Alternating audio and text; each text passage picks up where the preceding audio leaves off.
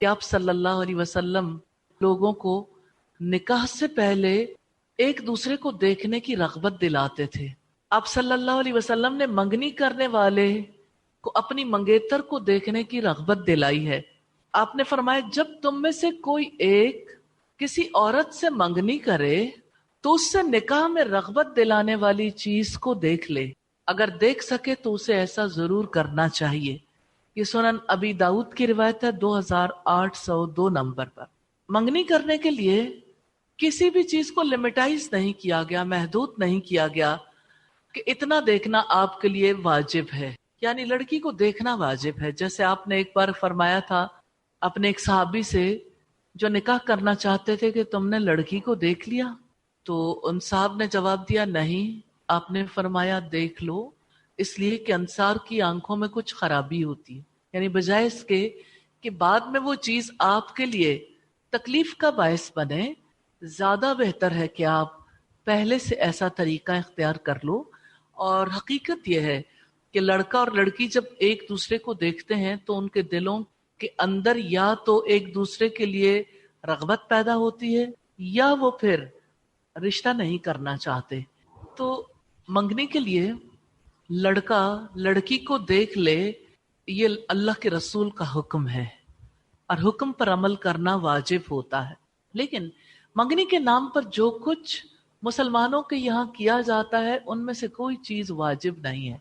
مثال کے طور پر منگنی کا اعلان کرنا، خوشی کی تقریب میں بہت زیادہ لوگوں کا شریک ہونا، منگنی کے موقع پر تحائف اور منگنی کے موقع پر کیے جانے والے جتنے کام ہیں، ان میں سے اگر آپ یہ دیکھنا چاہیں کیا چیز ہے جو واجب ہے تو ایک چیز بھی واجب نہیں سوائے اس کے کہ نکاح سے پہلے لڑکا لڑکی کو دیکھ لے، لڑکی لڑکے کو دیکھ لے، تاکہ ان میں ممکن ہے کہ وہ ایک دوسرے میں دیکھ کر نکاح کے لیے رغبت محسوس کریں. اور جہاں تک اس بات کا تعلق ہے کہ لڑکے کی جانب سے لڑکی کو کچھ تحائف دیے جائیں یا لڑکی کے گھر والے دیں، تو یہ تحائف دینے مباح ہیں. مباح ہونے کا مطلب یہ ہے کہ نہ اس کا حکم ہے نہ اسے روکا گیا، درمیان کا ایک معاملہ ہے. اگر کوئی کرنا چاہے تو کر لے، لیکن اگر کوئی نہ کرنا چاہے تو اس کے لیے اسے مجبور نہیں کیا جا سکتا. اسی طرح سے ہم دیکھتے ہیں جیسے لڑکا لڑکی کو انگوٹھی پہناتا ہے، اس کی شریعت میں کوئی دلیل نہیں ہے کیونکہ دونوں ایک دوسرے کے لیے نامحرم ہیں.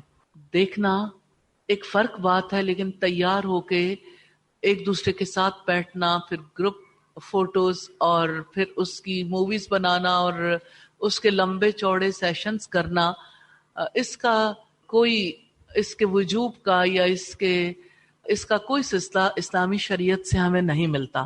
ایک چیز سادہ سی دیکھنی چاہیے کہ منگنی میں وہ امور حرام ہیں جن کو اللہ تعالیٰ نے شریعت میں حرام قرار دیا، اور جن چیزوں کو اللہ تعالیٰ جائز قرار دیتے ہیں ان کو اختیار کیا جا سکتا ہے.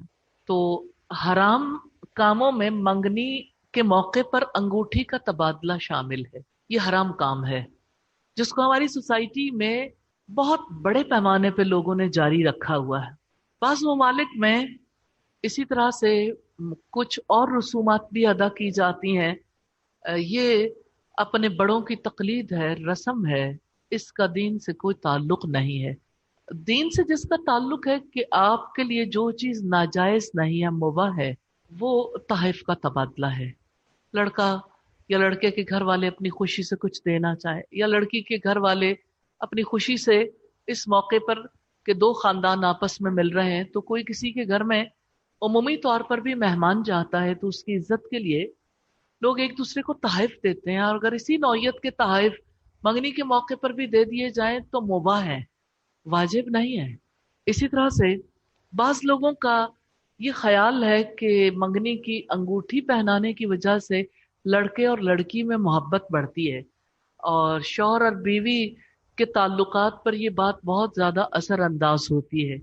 یہ ایک گھٹیا اور جاہلی اعتقاد ہے، درست نہیں ہے. اس کی نہ تو کوئی حسی دلیل ہے، نہ کوئی شرعی دلیل ہے، نہ اس کی کوئی اصل ہے. اسی طرح سے منگنی کی رسومات میں نان مسلمز کے ساتھ بہت زیادہ ریزمبلنس پائی جاتی ہے، جیسے ہندوؤں کے ساتھ، اور اسی طرح سے सम टाइम्स हम देखते हैं कि ईसाइयों के साथ भी कुछ मामलात में मुशाबियत पाई जाती है। इस एतबार से ऐसे तमाम कामों से बचना चाहिए। अल्लाह ताला हम सबको बचने की तौफीक दे। खुशी का जो तरीक़ाकार मुबाह है उसको इख्तियार कर लेना चाहिए, और जो मुबाह नहीं है, हराम में दाखिल है, उसको इख्तियार नहीं करना चाहिए। नबी सल्लल्लाहु अलैहि वसल्लम ने फरमाया, तुम अपने से पहले लोगों की मुकम्मल तौर पर पैरवी करोगे, अगर वो किसी गोह के बिल में दाखिल हुए तुम भी दाखिल होके रहोगे, यानी उनकी पैरवी करोगे। साहबे कराम कहते हैं, हमने कहा अल्लाह के रसूल सल्लल्लाहु अलैहि वसल्लम, यहूदी और ईसाई आप उन पहलों की बात करते हैं, तो आपने फरमाया और कौन, यानी यही तो आपसे पहले के लोग हैं। सही बुखारी की रिवायत है 6889 नंबर पर। एक और हदीस में नबी सल्लल्लाहु अलैहि वसल्लम का फरमान है, जो किसी कौम की मुशाबियत इख्तियार करता है, मन तशब्बह बिकौमिन फहुवा मिनहुम, वो उन्हीं में से है। जो भी किसी कौम की नक्काली करता है वो उन्हीं में से है। अगर कोई नक्काली करके लड़का लड़की को और लड़की लड़के को अंगूठी पहनाना चाहे तो ये जायज नहीं हो जाता कि हमारे यहाँ यही रवाज है। तो रवाज इस्लाम नहीं हो जाता, रवाज अल्लाह ताला का हुक्म नहीं हो जाता, क्योंकि अभी लड़का और लड़की एक दूसरे के लिए अजनबी है, अभी शौहर बीवी नहीं है, और इन पर निकाह वाले अहकामात का इत्तलाक भी नहीं होता, और लड़का लड़की को छू नहीं सकता, ना ही उसका छूना जायज है। शेख इब्ने उसैमीन अल्लाह ताला की हम्द करके इस बारे में अपना बयान देते हैं कि दबला मंगनी की रस्म है, ये अंगूठी पहनाने की रस्म होती है, लेकिन असल में उस रस्म का कुछ नहीं। यानी अगर कोई सास किसी लड़की को कोई अंगूठी पहना देती है या ज्वेलरी इस मौके पर दे देती है, कोई हर्ज की बात नहीं। असल चीज जो देखने वाली है वो ये कि लड़का और लड़की जो एक दूसरे के लिए अजनबी हैं, अजनबियों के लिए एक दूसरे को छूना, एक दूसरे के साथ बैठना और एक दूसरे के लिए बनना संवरना उस मौके पर जायज नहीं है। इसी तरह से हम देखते हैं कि समटाइम्स अंगूठी पर लड़के और लड़की दोनों का नाम लिखा जाता है, और ये ख्याल किया जाता है कि इससे मंगेतरों में बाहमी मोहब्बत ज्यादा बढ़ेगी। तो ये एतकाद जाहिली है, दुरुस्त नहीं है। ये भी ख्याल किया जाता है कि जब कभी लोग अंगूठी पहनेंगे तो निकाह के बाद भी इस मोहब्बत को याद करेंगे, और वो मोहब्बत जो है आइंदा आने वाले दिनों में और ज्यादा मोहब्बत बढ़ाने का सबब बनेगी। इसी तरह से मंगनी की रस्म में लड़का जब अपनी मंगेतर को खुद अंगूठी हाथ से पहनाता है तो वो दरअसल एक अजनबी औरत के साथ अपना ऐसा रिलेशनशिप कायम करता है छू के, जो कि उसके लिए जायज नहीं, अभी वो उसकी बीवी नहीं बनी। हाँ, पैगाम दिया हुआ है, उसको उसकी लिमिट में रखना चाहिए, उससे आगे नहीं ले जाना चाहिए। तो यहाँ सवाल ये पैदा होता है कि मंगनी के बाद लड़के और लड़की का फिर कौन सा ताल्लुक जायज है, उनके दरमियान क्या ताल्लुक हो सकता है, कौन सा ताल्लुक जायज नहीं है। एक बुनियादी बात ध्यान में रखिएगा, एक इस्तिलाह हमारे यहाँ इस्तेमाल होती अक्द निकाह। निकाह का अक्द, अक्द का मतलब क्या होता है, गिरा लग जाना। और इसी तरह से मंगनी है तो ये अहद निकाह है। अहद और अक्द में फर्क है। अक्द जो है वो ताल्लुक कायम हो गया ना उस मुआहदे के मुताबिक, और अभी मंगनी एक अहद निकाह है कि हाँ इस लड़की का निकाह इस लड़के के साथ करेंगे। तो ये अहद निकाह है जो अक्द निकाह नहीं हो जाता। हर एक चीज का अपना एक स्टेटस है, अपनी एक हैसियत है। और फिर आप देखें कि मंगनी के बाद ये यकीन नहीं होता कि जरूर ही तकमीली मराहिल आएंगे, कि जरूर ही निकाह हो जाएगा। जब तक अक्द निकाह नहीं होता मंगेतर एक दूसरे के लिए नामहरम रहते हैं, उनका कोई ताल्लुक शरई नहीं होता। ताल्लुकात में क्या है, आपस में एक दूसरे से तन्हाई में मिलना, यानी कहीं माँ बाप भी चाहते हैं कि अब ठीक है इनकी मंगनी हो गई तो ये इकट्ठे शॉपिंग करने चले जाएं, खाना खाने चले जाएं, इकट्ठे आपस में बैठ के बातचीत कर लें। इनका तन्हा रहना गैर शरई है, जायज नहीं है।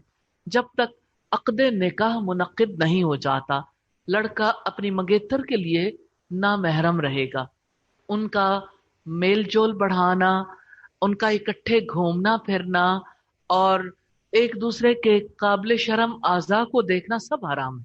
जैसा कि नबी सल्लल्लाहु अलैहि वसल्लम ने फरमाया, सईदना जाबिर बिन अब्दुल्ला से रिवायत है कि अल्लाह के रसूल सल्लल्लाहु अलैहि वसल्लम ने फरमाया, जो शख्स अल्लाह ताला और यौम आखिरत पर ईमान रखता है वो हरगिज किसी ऐसी औरत के साथ तन्हाई इख्तियार न करे जिसके साथ कोई महरम रिश्तेदार ना हो, क्योंकि ऐसी सूरत में उनके साथ तीसरा शैतान होता है। तो अभी ये दो ऐसे लोग हैं जिनके दरमियान निकाह का मुआहिदा तो हो गया कि इनका निकाह करना है, लेकिन अक़्द निकाह नहीं हुआ, इसलिए ये ऐसा रिश्ता नहीं है जिसमें अक़्द निकाह के बाद यानी लड़का और लड़की एक दूसरे के लिए हराम नहीं रहते, आपस का कोई ताल्लुक उनका यानी नाजायज नहीं रहता। तो जिस वक्त मंगनी हो जाती है, मंगनी हो जाने के बाद वही मामलात मंगेतरों पर आयद नहीं किए जा सकते। मंगेतर एक दूसरे के लिए नामहरम रहते हैं।